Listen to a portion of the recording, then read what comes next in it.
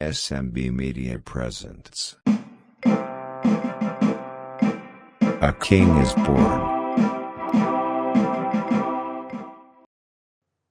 ഇത് ഗലീല പട്ടണത്തിൽ നസ്രത്ത് എന്ന സ്ഥലത്ത് താമസിച്ചിരുന്ന ഒരു യുവതി.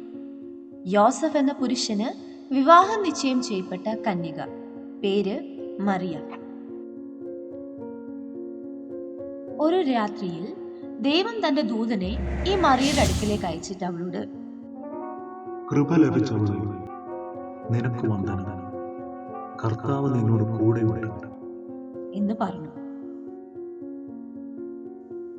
ദൂതനെ കണ്ട് ഭ്രമിച്ച മറിയയോട്, നീ ഭയപ്പെടേണ്ട എന്നും നീ ഗർഭം ധരിച്ച് ഒരു മകനെ പ്രസവിക്കുമെന്നും അവന് യേശു എന്ന് പേരിടണം എന്ന് പറഞ്ഞു. എന്നാൽ കന്യകയായ തനിക്ക് ഇതെങ്ങനെ സംഭവിക്കുമെന്ന് മറിയയുടെ ചോദ്യത്തിന്, പരിശുദ്ധാത്മാവിനാൽ നീ ഗർഭം ധരിക്കും, ആകയാൽ ഉത്ഭവിക്കുന്ന വിശുദ്ധ പ്രജ ദേവപുത്രൻ എന്ന് വിളിക്കപ്പെടുമെന്നും ദൂതൻ മറുപടി പറഞ്ഞു. ദൂതന്റെ വാക്കുകളെ വിശ്വസിച്ച മറിയ, നിന്റെ വാക്കുപോലെ തന്നെ ഭവിക്കട്ടെ എന്ന് പറഞ്ഞു. ദൂതൻ അവളെ വിട്ടുപോയി. നാളുകൾ കടന്നുപോയി. പ്രവചനം നിവൃത്തിയാകുമെന്നും മറിയ ഗർഭം ധരിച്ചു. ദൂതൻ ഈ കാര്യങ്ങളെല്ലാം തന്നെ മറിയെ വിവാഹ നിശ്ചയം ചെയ്തിരുന്ന യോസഫിനോട് സ്വപ്നത്തിൽ അറിയിച്ചത് നിമിത്തം അവളെ അവൻ കൈവിട്ടില്ല. ആ കാലത്ത് ജനസംഖ്യ കണക്കെടുക്കേണ്ടതിനായി എല്ലാവരും അവരവരുടെ പട്ടണത്തിലേക്ക് പോകണമെന്ന രാജാവിന്റെ കൽപ്പന അനുസരിച്ച് ഗർഭവതിയായ മറിയയും കൂട്ടി യോസഫ് ബേത്ലഹേമിലേക്ക് യാത്ര തിരിച്ചു. ദാവീദിന്റെ പട്ടണമായ ബേത്ലഹേമിലേക്ക്.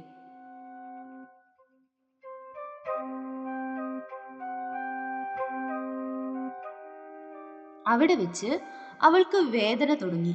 കുഞ്ഞിന് ജന്മം നൽകുന്നതിന് സമയമായി. അപ്പോൾ അത് സംഭവിച്ചു.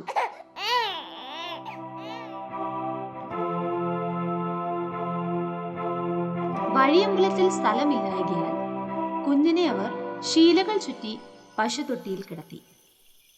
അന്ന് രാത്രി പുറത്ത് ആടുകൾക്ക് കാവൽ നിന്ന ആട്ടിടയന്മാർക്ക് കർത്താവിന്റെ ദൂതൻ പ്രത്യക്ഷനായി അവരോട്, ഭയപ്പെടേണ്ട, സർവ്വജനത്തിനും ഉണ്ടാകുവാനുള്ള ഒരു മഹാസന്തോഷം ഞാൻ നിങ്ങളെ സുവിശേഷിച്ചിരിക്കുന്നു. യേശുക്രിസ്തു ജനിച്ച വിവരം ദൂതൻ അവരെ അറിയിച്ചു. സ്വർഗീയ സൈന്യത്തിന്റെ ഒരു സംഘം ദൂതനോട് ചേർന്ന് ദൈവത്തെ പാടി സ്തുതിച്ചു. ഇടയന്മാർ ഇത് കേട്ടിട്ട് പെട്ടെന്ന് തന്നെ യേശുകുഞ്ഞിനെ കാണുവാനായി ബേത്ലഹേമിലെത്തി.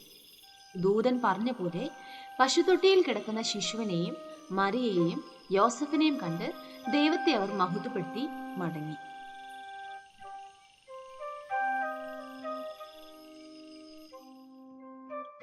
ഇതേ സമയം മറ്റൊരിടത്ത് യേശു ജനിച്ചതിന്റെ അടയാളമായി ആകാശത്തിൽ ഉയർന്ന നക്ഷത്രം 3 വിദ്വാൻമാർ കണ്ടു.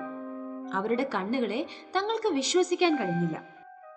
തങ്ങൾക്കായി ഒരു രാജാവ് ജനിച്ചിരിക്കുന്നു എന്ന് ബോധ്യമായിട്ട് അവർ ആ നക്ഷത്രത്തെ ലക്ഷ്യമാക്കി യാത്ര തിരിച്ചു. അവർക്ക് വഴികാട്ടിയായി ആ നക്ഷത്രവും അവർക്ക് മുമ്പായി നീങ്ങി. അത് ചെന്ന് നിന്നതോ രാജാവായി പിറന്നവന്റെ മുകളിൽ. അവർ ആകാംക്ഷയോടെ യാത്ര നിർത്തിയിട്ട് ശിശുവിന്റെ അടുക്കിലേക്ക് വന്നു. അതെ, അവർ കണ്ടു. അവർ തിരക്കി വന്ന യഹൂദന്മാരുടെ രാജാവിനെ. കണ്ടപ്പോൾ തന്നെ അവർ അവനെ വീണ് നമസ്കരിച്ചിട്ട് അവർ കൊണ്ടുവന്ന പൊന്ന്, മൂര്, കുന്തിരികം എന്നിവ കാഴ്ചവെച്ചു. അതെ, നമുക്കായി ഒരു ശിശു ജനിച്ചിരിക്കുന്നു. ലോകമെങ്ങും ക്രിസ്തുവിന്റെ ജനനം ആഘോഷിക്കുന്ന ഈ സമയം ഞങ്ങൾക്ക് നിങ്ങളോട് പറയാനുള്ളത്, ദൈവം തന്റെ പുത്രനെ ഈ ലോകത്തിലേക്ക് അയച്ചത്, അഥവാ ക്രിസ്തു ഒരു മനുഷ്യനായി ഈ ഭൂമിയിൽ ജനിച്ചത് ഈ ലോകത്തിലെ മാനവരാശിയുടെ രക്ഷയ്ക്കായിട്ടാണ്. അതിനാൽ അവൻ നമ്മുടെ രക്ഷയ്ക്കായി നമ്മുടെ പാപശാപങ്ങളെ എല്ലാം വഹിച്ച് ക്രൂശിൽ യാഗമായി. എന്നാൽ 3-ാം നാൾ മരണത്തെ ജയിച്ച് കല്ലറയെ ഭേദിച്ച് ഉയർത്ത് ഇന്നും നമുക്കായി ജീവിക്കുന്നു. ദൂതന്മാർ പറഞ്ഞതുപോലെ അവൻ പോയതുപോലെ തന്നെ മടങ്ങി വരും, നമ്മെ ചേർക്കുവാനായി.